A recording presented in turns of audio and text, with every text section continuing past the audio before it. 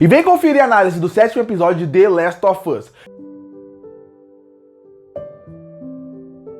E chegou na HBO e na HBO Max o 7º episódio de The Last of Us. Episódio esse que já marca o final da temporada. Estamos indo pro final da temporada. Afinal, depois do episódio 7, só faltam mais 2 para acabar a temporada. Episódio esse que eu tava muito ansioso para chegar, porque eu sabia que esse episódio seria o episódio que teríamos a Ellie como protagonista. A Ellie, ela é a protagonista da série, mas ela, todos os episódios, ela teve que dividir o protagonismo com o Joel. Claro, tirando o episódio 3, que é um episódio onde o foco é no Bill e no Frank, então ela quase não tem muita coisa na série, e também o episódio 1, porque o episódio quase como um todo é focado muito mais no Joel, na relação da Joel com a Sarah, do Joel com a Tess, então também tem pouca participação da Ellie, mas ela fica dividindo a tela com o Joel. A relação deles é uma das principais fontes da série. Você ter uma relação entre eles, você se importar com eles, você querer saber mais sobre eles. E a relação deles é o que faz você se apaixonar por eles e se apaixonar mais pelo universo de The Last of Us. Afinal, os infectados, como em todo o universo de infectado, não é algo novo. Não tem algo novo ali.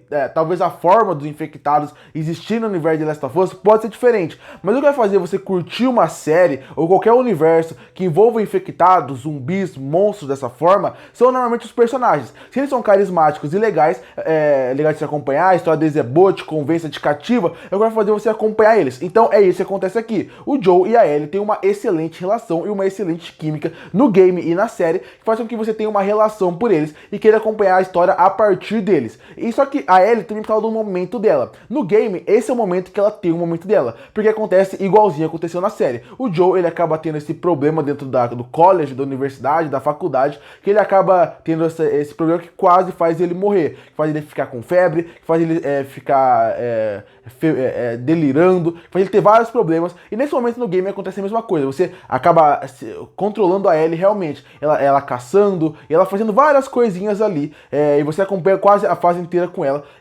indo num outro arco que vai ser explorado no próximo episódio. O grande lance pra quem só jogou o jogo principal, não deve saber, ou sabe, mas não jogou, mas tem uma DLC de The Last of Us, que ela é introduzida nesse exato momento. Nesse momento onde o Joel tá todo acamado e a Ellie, ela acaba tendo que cuidar dele. E essa HQ, e essa DLC tem o mesmo nome desse episódio, Left Behind. E essa DLC conta a mesma história que a gente vê aqui nesse episódio. A história da gente conhece mais sobre o passado da Ellie.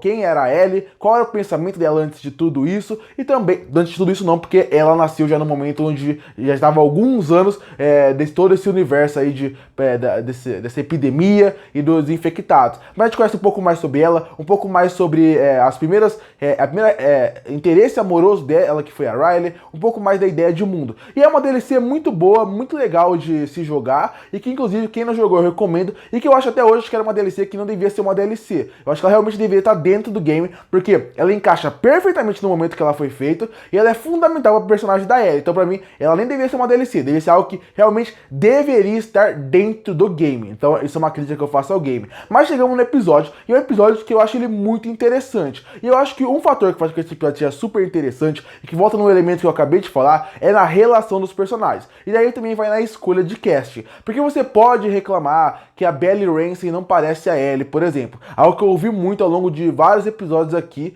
episódios que foram lançados e também antes da série lançar. Mas ela é uma excelente atriz e consegue entregar carisma para personagem, principalmente na forma mais sarcástica que a personagem vive e existe no universo de The Last of Us. E eles precisavam que a atriz que fosse fazer a Riley fosse uma atriz boa, convincente, que realmente conseguisse entregar, porque o episódio é praticamente as duas junto. Então elas precisam ter química e carisma. E escolheram uma atriz fantástica, que eu conheci mais profundamente por causa de Euphoria, que é a Stormy Reid. Eu já tinha conhecido ela por outros projetos, mas o que marcou foi mais Euphoria. E ela também é uma atriz jovem, com grande potencial, e aqui ela também consegue carregar, junto com a Belly Ramsey, o episódio todo. Você consegue entender a química entre elas, a amizade entre elas, e a atuação das duas é muito boa. Como eu falei, a Belly Ramsey, ela consegue entregar camadas para personagem da Ellie. Ela consegue entregar desde o momento onde ela tá mais irritada, onde ela tá sendo mais sarcástica, mas quando ela tá tímida, por exemplo, ela coloca por estar do lado de uma menina que ela é apaixonada, ela vai só colocar a mão no cabelo. Esses pequenos detalhes de atuação mostram como ela é uma grande atriz. E a Stormy Rage é a mesma coisa. Quando ela precisa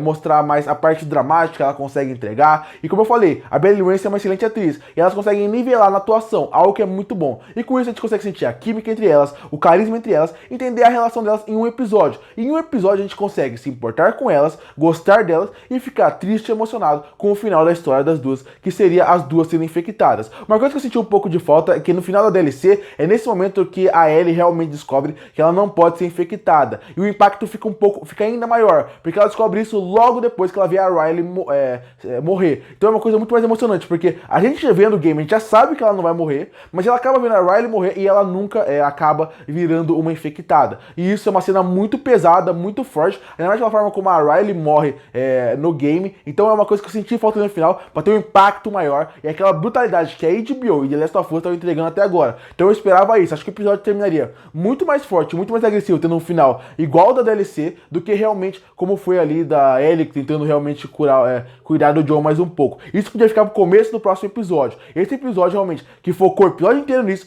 podia terminar de uma forma mais brutal e mais chocante, mostrando como que a Riley morre e a Ellie não morrendo. É algo pesadíssimo e que poderiam trabalhar um pouco mais isso. Então o final do episódio em si, apesar de não ser um final ruim, é um final bonito, com uma boa fotografia, com uma boa direção, os bons jogos de câmera e de luz, apesar disso ser todo fantástico, eu acho que podia ser um final mais impactante, mais brutal. Assim como The Last of Us fez no game, e assim como estava fazendo ao longo de toda a série. Então eu senti um pouco de falta dessa brutalidade. Mas, como eu falei, o episódio é focado nas duas. E é muito legal ver tudo que envolve esse episódio. Desde a parte da relação das duas, pra gente conhecer um pouco mais da Ellie, como ela era na parte em relação a... Porque ela já tinha falado pro Joe no outro episódio que ela tinha feito parte da escola da Fedra e que eles ensinam o que eles querem ensinar. E aí, através disso, é legal ver também a dualidade entre as duas. Porque a gente consegue ver através de visão de duas crianças, mesmo sendo pessoas crianças que nasceram no meio de um mundo já onde já existiam infectados, ainda são crianças. Então é legal também ver o mundo através dos olhos delas em alguns momentos. Como na discussão de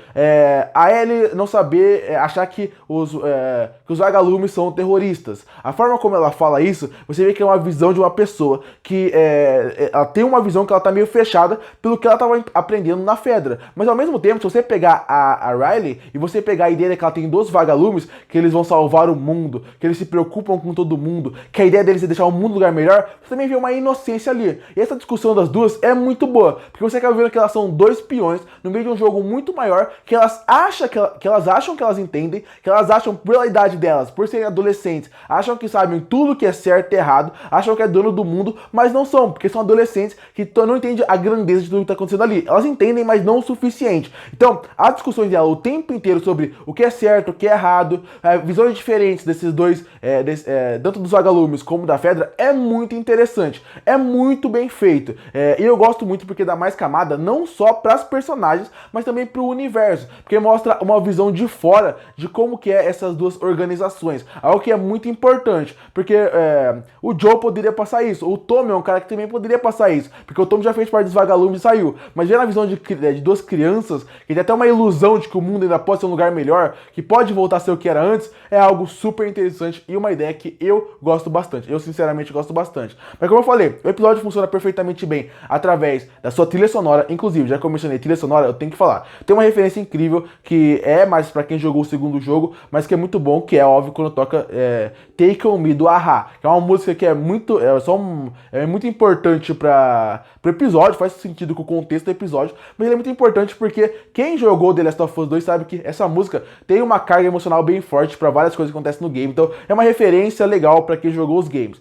E também funciona no episódio como um todo. A trilha sonora funciona bem, a fotografia funciona bem. Eu também gosto, como eu falei, da relação das duas e que faz com que seja um episódio bom de se assistir. Eu não achei ele o melhor da temporada, mas é um episódio muito bom que vai além mais uma vez do que simplesmente estamos num mundo de infectados, a gente tem que sair matando todo mundo, fazer uma grande cena de ação porque era necessário. Não, é uma cena de ação até simples, até bem coreografada, mais simples, mas o que importa é a relação das duas. E como eu falei, o roteiro é tão bom, tão bem escrito, que faz com que quem tá assistindo a série em apenas uma hora conheça uma personagem completamente nova como é a Riley e se importe com ela, se importe que a relação delas. Então é um episódio bem escrito, bem feito, que dá mais camadas, mais profundidade para a personagem da Ellie e que já começa a levar muito bem pro caminho que a temporada vai se encerrar. Então eu adorei esse episódio. Curte para fortalecer o canal, se inscreve para não perder os próximos vídeos. E aí, o que você achou do 7º episódio de The Last of Us? Que nota você daria para ele? Comenta aqui embaixo. E eu volto no próximo vídeo.